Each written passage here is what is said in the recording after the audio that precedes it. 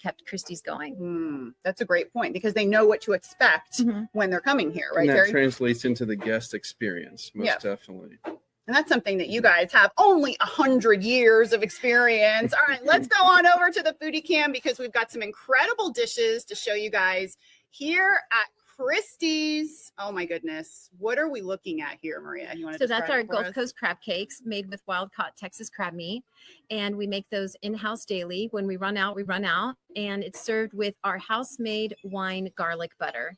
And they do not have a lot of filler. It is fresh seasonings, fresh herbs, fresh crab meat, and truly melt in your mouth. Oh my goodness. Yeah. You got to have a good crab cake. Yeah. What would you say, you know, when you get diners coming to Christie's for the first time, what does the menu look like in relation to what it used to look like? Good question. Well, it's evolved. I mean, there's some items that have come even closer, you know, to our neighbors from the east. Yeah. And we also, there it is. Yeah. This is good. Yeah. Well, it's interesting because I remember in the 80s when blackened Creole, blackened redfish was coming into play. My dad was right on top of that trend. And he was like, oh, we need to do blackened redfish. So our original menu, we do have original menu items, but we have incorporated other cuisines like some Cajun cuisine. And of course, we're Greek.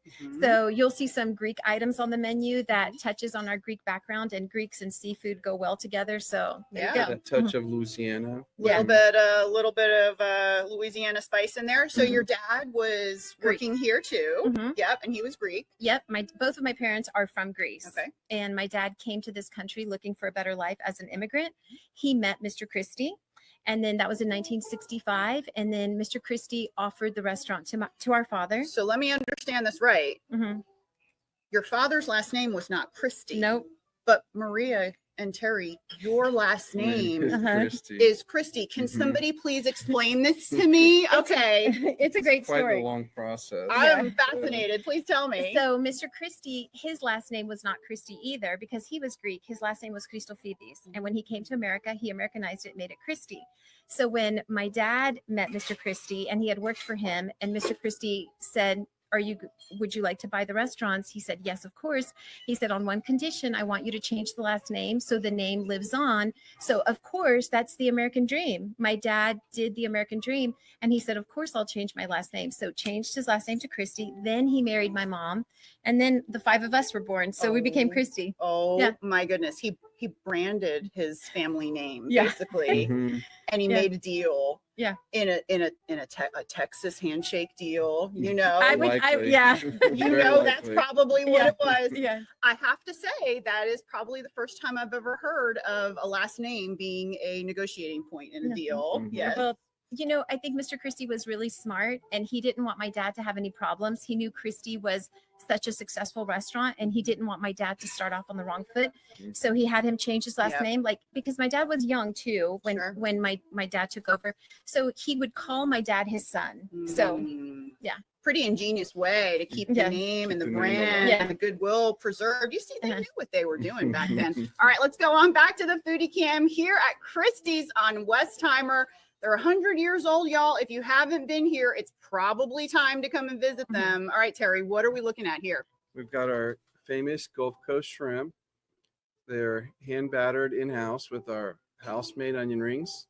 And you can't forget the sauces. I tell people, well, if you got the French fries, you need the ketchup. Well, if you have the fried shrimp, you need the remoulade sauce. It's the garlic-based remoulade sauce there. And we also have our house-made cocktail sauce and, of course, our house-made tartar sauce. And we make our own mayonnaise. So these are scratch made. You know, I've heard it's not that hard to make your own mayonnaise. Well, it's just an old school way. A lot of our recipes are very old school, and we keep those recipes exactly as they were. Now, were your parents both here inside the restaurant working? Yes. Yes. Did they have a hospitality or culinary background, or were they new? They were Greek. Okay. And Greeks are very hospitable. Okay. So by their nature.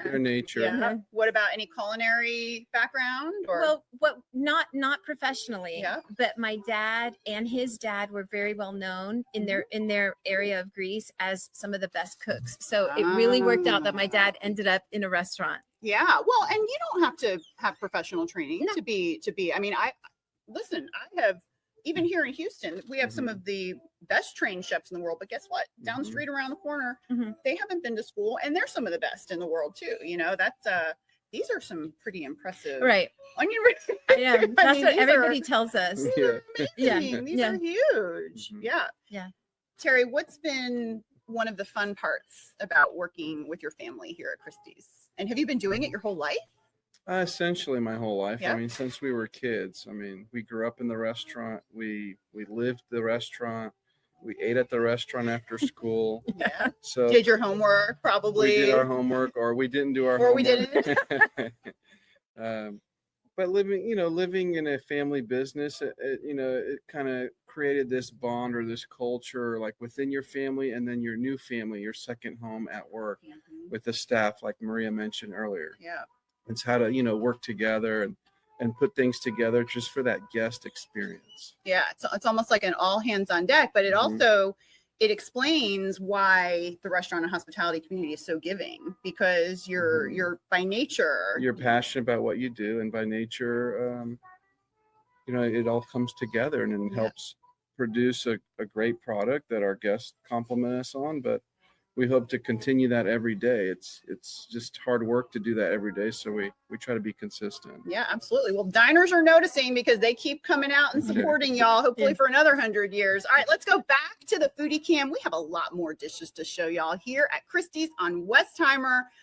Oh, baby. Maria's going for that one. All right, what are we doing here? So this is the famous fish sandwich. This is what started it all.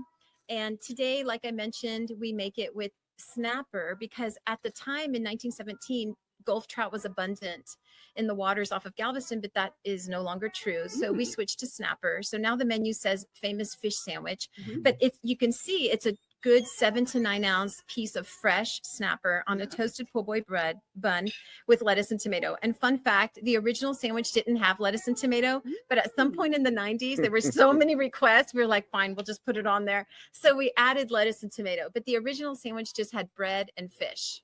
I love that. Now, one of the things I want to ask you guys about is being a mostly seafood restaurant. Our seafood supply has gone through a lot of changes that maybe this is huge. Wait. Oh my God, you guys. I'm sorry. I didn't mean to interrupt myself. That is a massive, y'all better come here hungry. Oh, that's a second meal right there. That's right. But this is kind of the root of what you guys are serving is seafood.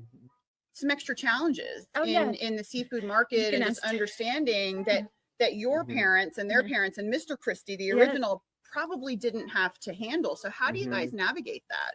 Well, I think just with everyone in general, like in restaurants, their menu evolves, but also for us, because it's seafood, the supplies can only evolve so much. It's what Mother Nature brings us. So if Mother Nature doesn't have that a certain item, in season, we won't be able to offer that. So we're able to pivot and bring other items that are available during that season, but not just seafood. We also have steaks. We also have pasta dishes. So that helps. The funny thing, a lot of people, they'll come here and eat and they'll say, oh, I like to have my seafood, but my friend likes our pasta dish or a steak. Yeah, so true. You're like, no problem. We can accommodate you. Yeah. You guys do also utilize a lot of that Texas shrimp. Oh yeah, right? wild caught Texas. Yeah, that's our signature. We've never strayed. We've only used wild caught Texas shrimp, and I think that's what makes the difference, because people tell us all the time our shrimp tastes so good. They taste so good, and yes, it's our breading and it's the way we prepare them, but it's that flavor of that wild caught Texas shrimp. I mean, fresh. Essence. Yeah. Right? I mean, there's no other shrimp like that in the world. Yeah, that's awesome. And we're right here too. We can get our Texas shrimp. It's water just 45 minutes away. I just tell the guests, it's good that you came here, because our backyard has plenty of Gulf shrimp right here. We'll bring it to your table for you. That's awesome. So, yeah, it's good. It's good to know where our food comes from. We like to know. All right, let's go back on over to the foodie cam here at Christie's. Oh, it's a good thing this restaurant. We're here. Terry can tell you about off hours because I am singing already. All right, Terry, you're up. Here we have a fillet of Texas redfish. It's grilled with fresh olive oil and lemon and a touch of oregano. And again, it's just another seafood, our fish signature dish that we offer here. and a lot of our guests really enjoy it, and they complement it with some fried shrimp with it. So. Yeah, I love that.